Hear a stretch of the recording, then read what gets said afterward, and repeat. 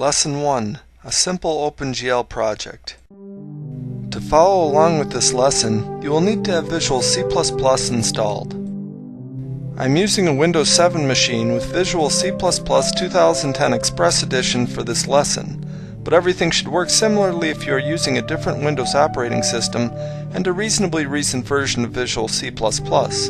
If you need to install Visual C++, you can do so for free by following C++ Console Lesson 0. To begin, create a project just like the one we created in C++ Console Lesson 1. Then copy this code into main.cpp instead of the Hello World program. Otherwise, you can download the code and project from the lesson page for this video at this URL. The downloadable project was created with Visual C++ 2010. So if you have an earlier version of Visual C++, you will need to create a console project and add the code to it. Once you have a project set up with the code, open a browser window and enter this URL into the address bar. This will bring you to Nate Robbins' web page, where you can download the GLUT files that you will need. On this page, right-click the link glut 3.7.6 bin.zip to open this context menu, and left-click Save Target As to open the Save As dialog. Now navigate to a folder where you would like to save the file. Then left-click the Save button to save the file. When the download finishes, left-click the Open Folder button to open the download folder. Then right-click the file to open this context menu, and left-click Extract All to open the extraction dialog shown here. To decompress the files, left-click the Extract button. Now the folder where your files were extracted to should be open. Double-click the folder glut 3.7.6 bin to open it, and you should see the files shown here.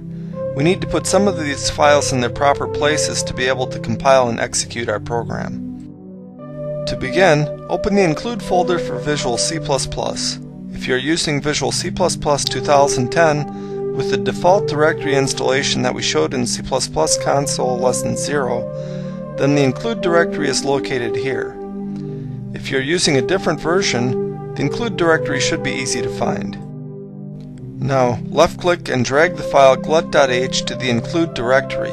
You may see this warning dialog when you finish the drag. If so, just left-click the Continue button.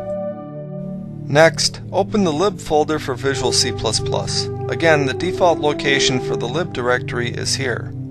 Then left-click and drag the file glut32.lib to the lib directory. Finally, open the system folder, which is located here. Then left-click and drag the file glut32.dll into the system folder. This finishes the setup, and we can now compile and execute our code. To do this, left-click Debug in the menu bar and left-click Start Debugging in the sub-menu. After a minute or so, the program should finish compiling, and you should see this window with a diagonal line in it. That finishes our first OpenGL lesson. With this setup, we can now write OpenGL programs with GLUT in any simple console project.